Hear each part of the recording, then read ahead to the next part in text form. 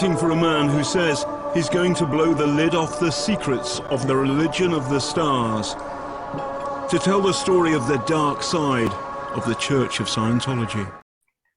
Hi there, everyone. Welcome back to my channel. Thanks for tuning in.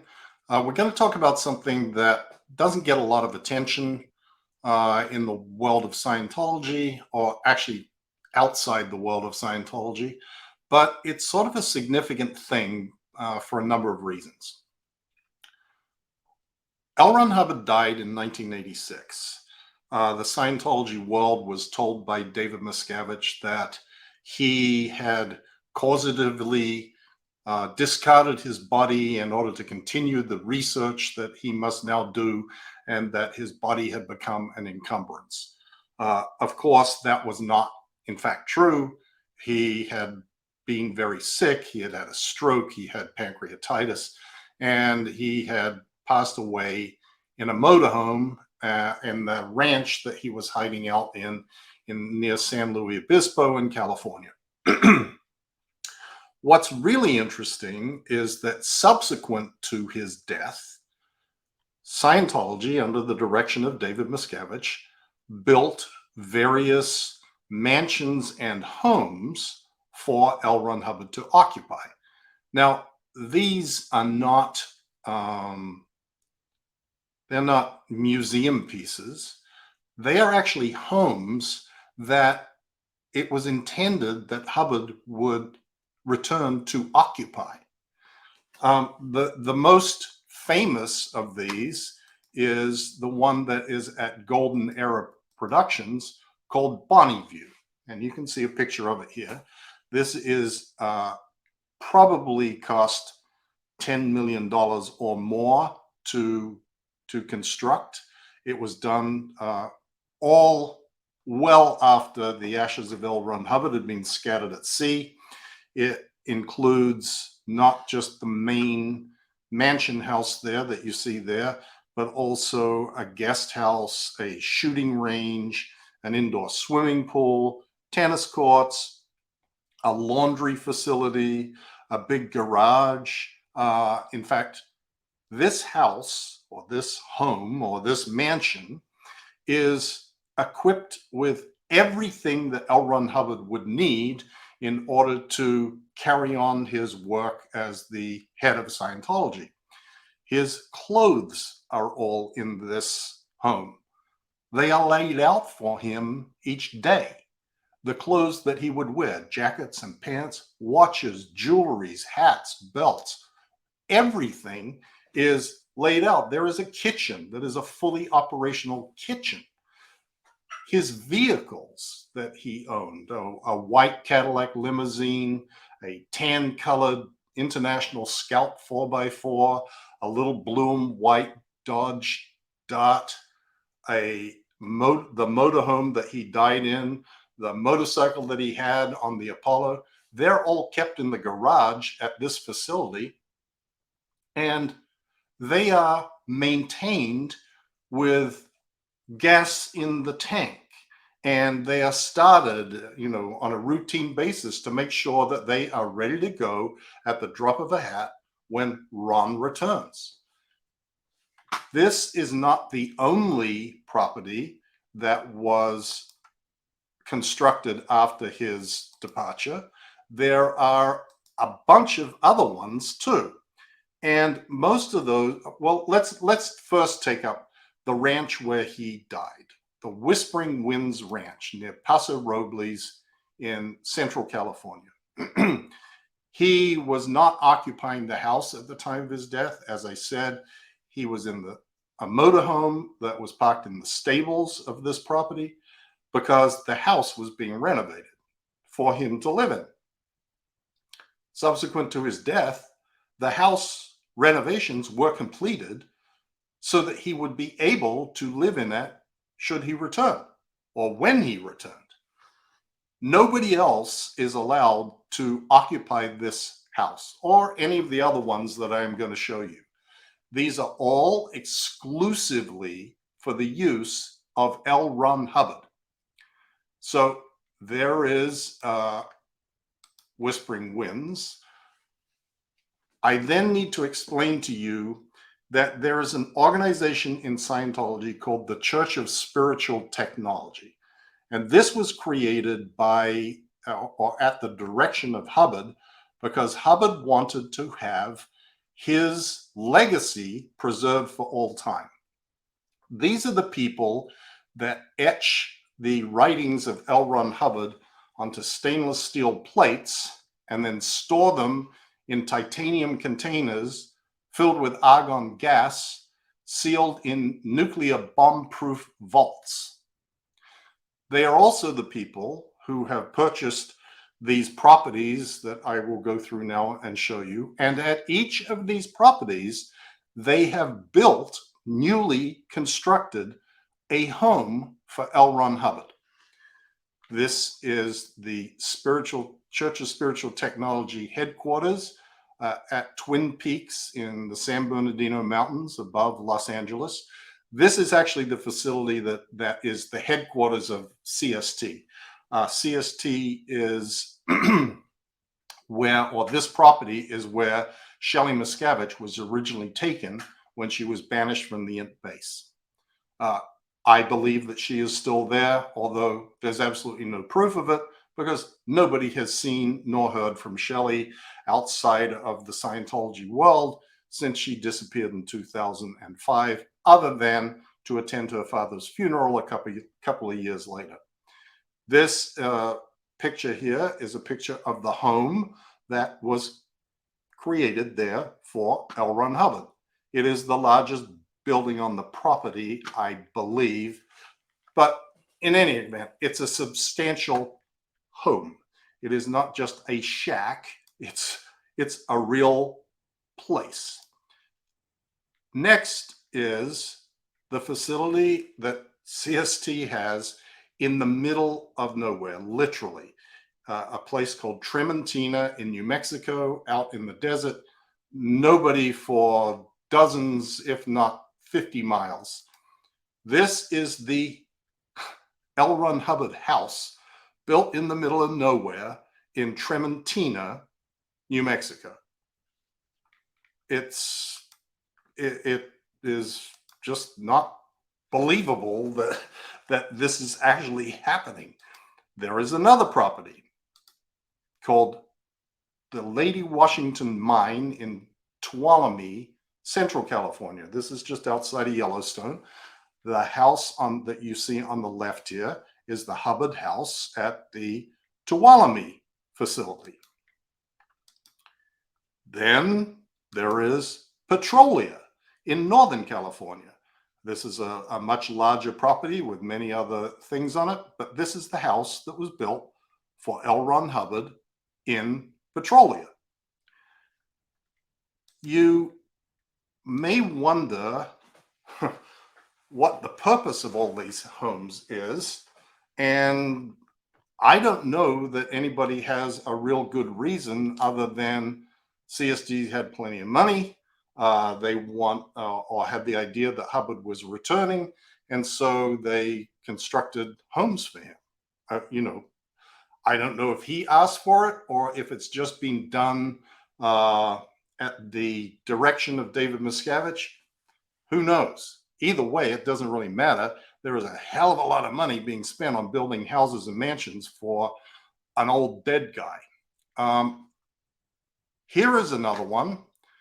Most people are unaware of the fact that there is a full suite for L. Ron Hubbard to live in on the 11th floor of the Hollywood Guarantee Building. The Hollywood Guarantee Building is the headquarters of Scientology, Church of Scientology International, also where the Office of Religious Technology Center is. It's on the 11th floor. Also on the 11th floor, which you can see outlined in red there at the front, is a suite for L. Ron Hubbard to live in. That suite, most of the people, even the Sea Org members in this building who work in this building at Church of Scientology International, are unaware that that even exists. That the right-hand most elevator in the bank of 4 elevators in this building is blocked off on the 11th floor cordoned off or walled off. You can only access this suite through that elevator, and nobody who doesn't have permission to even know about this ever gets in that elevator and stops at the 11th floor. It can't stop there unless you have a key. So the vast majority of people in the SEAL don't even know that this facility exists. So then we're going to move on to some other ones. Hubbard's home, original home at St. Hill in England. Now, this place was purchased by Hubbard back in 1959, I think. He eventually had to leave St. Hill because the British government was no longer granting him a visa to remain in the UK. And that's when he went off. He, first of all, when the trouble started, he went off to Rhodesia, tried to take over that country, failed miserably, came back, and then went off to create the Sea Organization, where he was outside the control of any specific government and could vanish into international waters. But after he died, St. Hill was completely renovated and brought to a level of furnishings and just everything was made better than it ever was, with the idea that, I guess, perhaps Ron might come home and want to go to St. Hill. So that was done. Then there is a whole bunch of other properties that have been purchased by Church of Spiritual Technology, theoretically because they are historically important to Scientology. They bought Ron's house in Bayhead, New Jersey, and completely restored and renovated it. This was where Hubbard wrote Dianetics. And so that now has become another of the Hubbard houses around the world that is kept.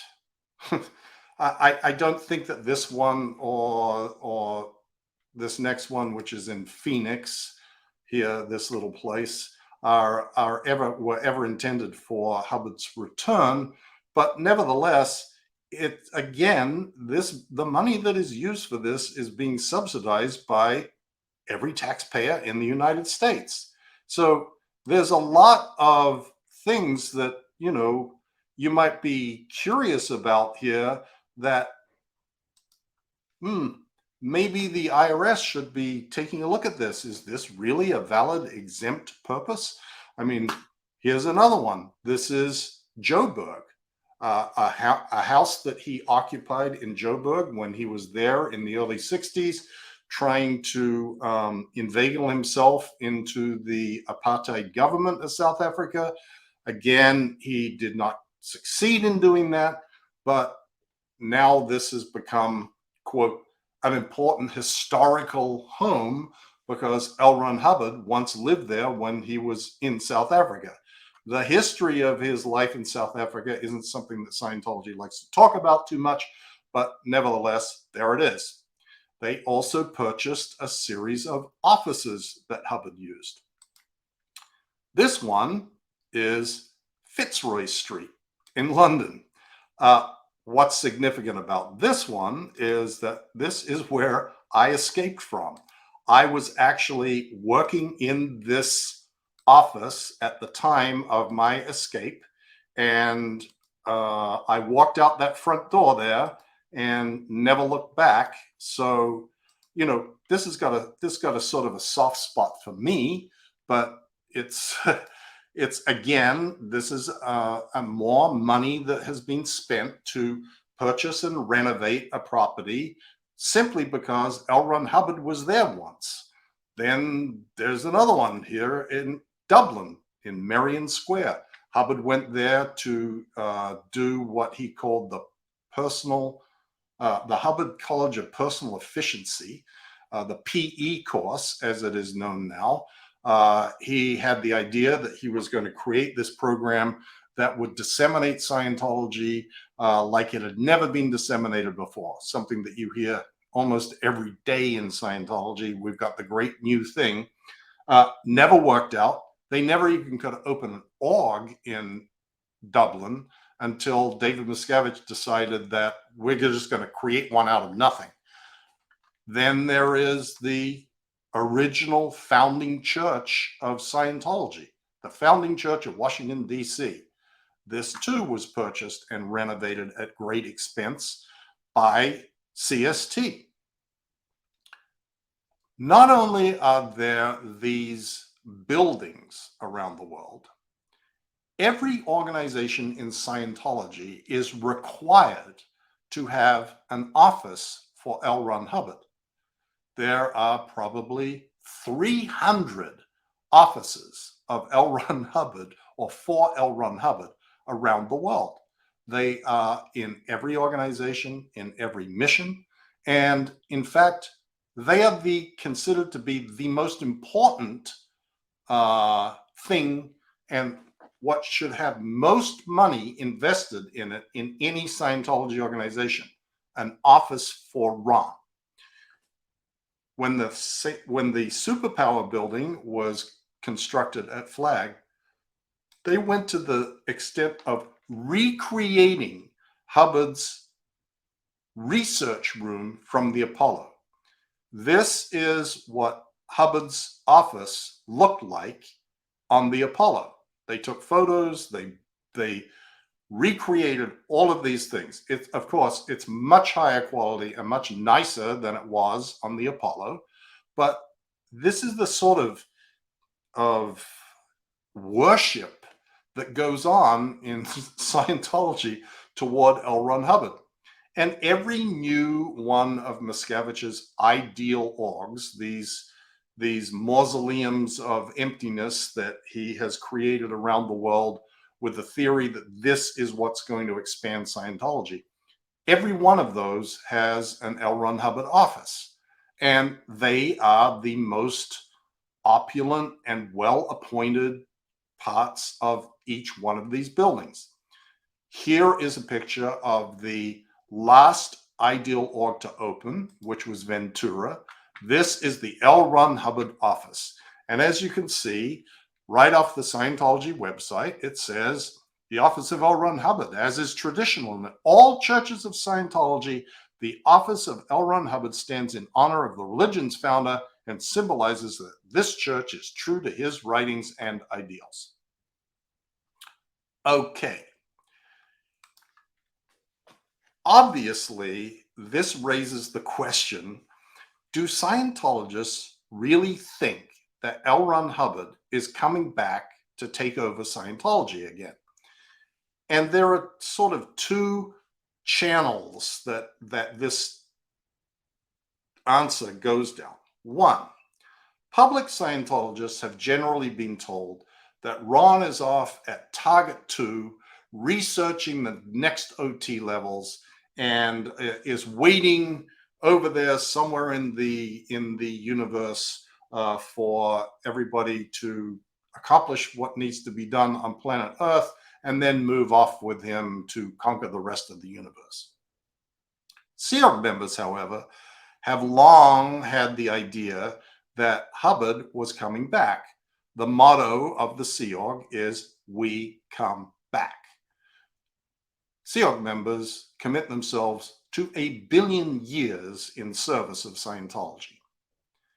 L. Ron Hubbard granted Sea Org members who died a 21-year leave of absence.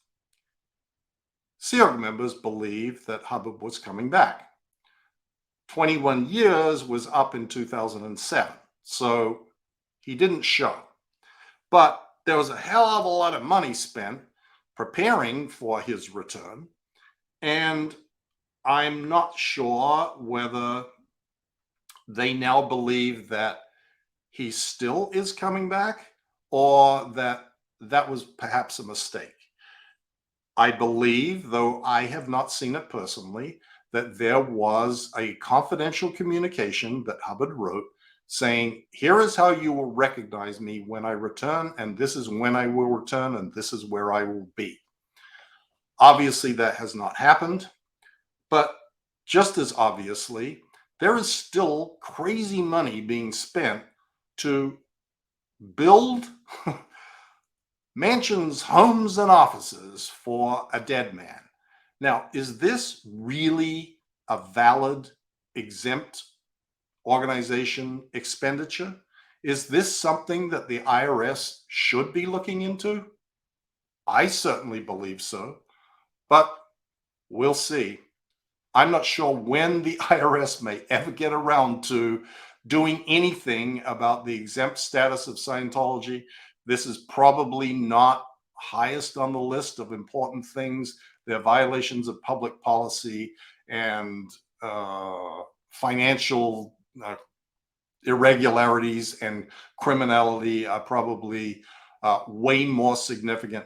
But this is just a very strange state of affairs, and Scientologists don't even think about this. They don't even ask about it. They just sort of go along with whatever it is that's being done. So there's a little history of the story of spending money like a drunken sailor on behalf of a dead man. I'll thank you all for watching this video to the end. I hope you check out the other videos. There's some more serious ones about Scientology's view on law enforcement, about the DOJ and what they had to say about Scientology and its fair game policies. Anyway, until next time, thank you and bye.